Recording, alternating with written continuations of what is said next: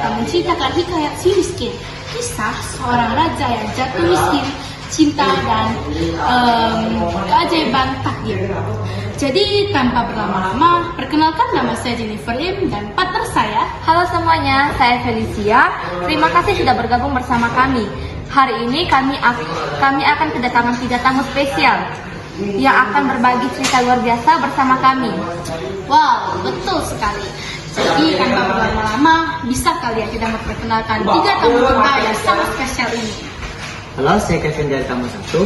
Halo, selamat datang Kevin. Kami sudah gak sabar mendengar cerita lengkap dari Anda. Hai, saya Putri Gustia dari tamu 2. Wah, salam kenal Putri Gustia. Dan kira-kira siapa tamu ketiga kita? Halo, saya Ramos. Halo Ramos, terima kasih. Jadi tanpa berlama-lama, mari kita mulai podcast di episode kali ini. Kalian pernah dengar gak sih tentang kisah si miskin? Kalian tahu nggak ceritanya itu? Jadi pada suatu hari hiduplah suami istri yang sangat miskin karena disumpahi oleh Bantara Indra, ya, dan sangat dibenci orang. Terima kasih sudah memulai ceritanya Putri Gustia. Kisah ini memang dimulai dengan sangat memilukan. Pasangan tersebut hidup dalam kondisi yang sangat sulit. Lalu bagaimana kehidupan mereka selanjutnya? Saya akan melanjutkan cerita dari Tia. Setiap kali mereka mengemis di pasar maupun di kampung, mereka sering dipukuli hingga diusir ke hutan. Oleh karena itu, tinggallah sepasang suami istri yang tinggal di hutan memakan batang kayu dan buah. Wah, itu benar-benar menyedihkan. Dihina dan diusir oleh orang-orang sampai harus tinggal di hutan. Dengar-dengar pada suatu hari ada istrinya inginkan apa itu? Jadi, setelah Allah, istri si miskin ini mengandung selama 3 bulan. Dan sang istri menghasilkan sebuah mangga yang ada di taman raya. Tetapi si miskin ini tidak mampu untuk memenuhi keinginan sang istri. Dan setelah itu si istri ini pun menangis. Dan berkatalah si suami ini, aku akan mencari mangga itu. Dan istri ini pun berhenti untuk menangis. Wah, jadi keinginan sang istri untuk memakan mangga itu sangat kuat ya. Terutama di tengah kondisi mereka yang sangat sulit di hutan. Bagaimana perjuangan sang suami untuk mendapatkan buah mangga tersebut? Lalu si miskin ini pun pergi di pasar. Dan setibanya si miskin ini di pasar, si miskin ini pun merasa ragu karena takut dipukuli oleh pedagang pasar. Namun ternyata si pedagang pasar ini punya niat baik, merasa iba terhadap si miskin dan memberikan buah mangga dan buah-buah lainnya, pakaian serta makanan lainnya untuk si miskin. Setelah itu, si miskin ini pun pulang dan memberikan mangga itu kepada si istri. Namun si istri pun malah menginjak pemberian yang sudah diberikan oleh suaminya. Dikarenakan si istri tidak mau memakan buah mangga tersebut. Izinkan saya untuk melanjutkan. Si miskin pun sangat terpukul dengan apa yang dilakukan oleh istrinya. Lalu dengan hati yang takut, si miskin pun datang menemui Raja Mahaindra.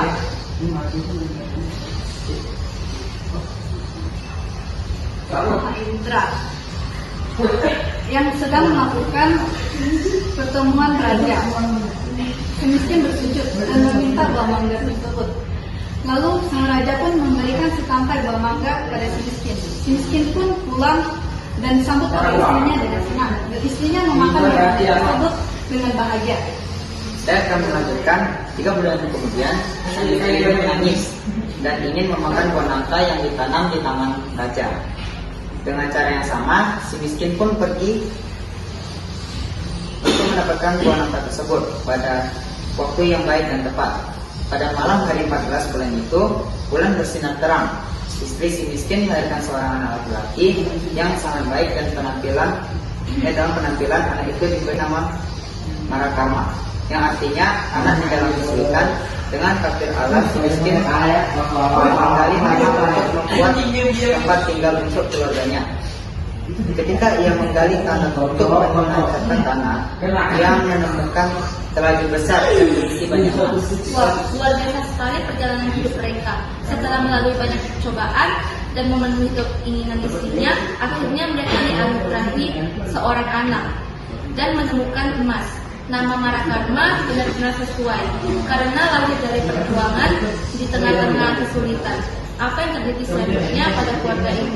Istrinya pun datang dan berkata bahwa emas itu tidak akan habis sampai anak cucu mereka. Si miskin pun menjadi kaya dan membeli barang-barang kebutuhannya. Setelah membeli barang-barang itu, ia mandi dengan air jeruk dan menimbang anaknya dan berseru, jika engkau benar-benar anak tua yang ingin menerapkan wajah Ayanda ini, biarkan negeri ini menjadi kota rakyat, menteri, dan raja-raja besar. Terkaburlah permintaannya itu. Si miskin menjadi raja dan berganti nama menjadi Maharaja Indra Angkasa, dan istrinya berganti nama menjadi Ratnasari. Negeri itu dinamakan dengan Puspasari. Benar sebuah kisah yang mengharukan dan penuh keajaiban. Dari hidup yang begitu sulit hingga akhirnya mereka menjadi raja dan ratu dalam kerajaan bernama Puspasari. Semuanya terwujud karena keteguhan hati dan kesabaran mereka ya. Betul sekali. Si miskin ini yang dulu jadi hina, dibenci, justru sekarang berada dalam kemuliaan dan diberi dengan nama Maharaja Indra Angkasa. Dengan memimpin dengan penuh bijaksana, ini mengajarkan kita bisa mengubah takdir dengan hati dan juga berpertahan dengan takdir.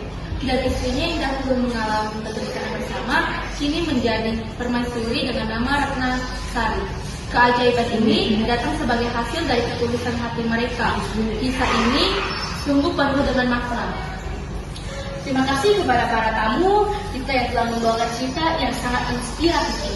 Semoga pendengar kita bisa membawa atau memetik banyak pelajaran dari kisah perjalanan hidup si miskin ini. Perjalanan yang penuh ujian namun berakhir dengan keberkahan dan kebahagiaan. Betul sekali, kisah ini mengingatkan kita bahwa kesabaran dan keyakinan akan kebaikan selalu membawa hasil yang indah pada akhirnya. Terima kasih sudah mendengarkan Legenda Nusantara. Sampai jumpa di episode berikutnya dengan cerita-cerita penuh hikmah lainnya. Dadah!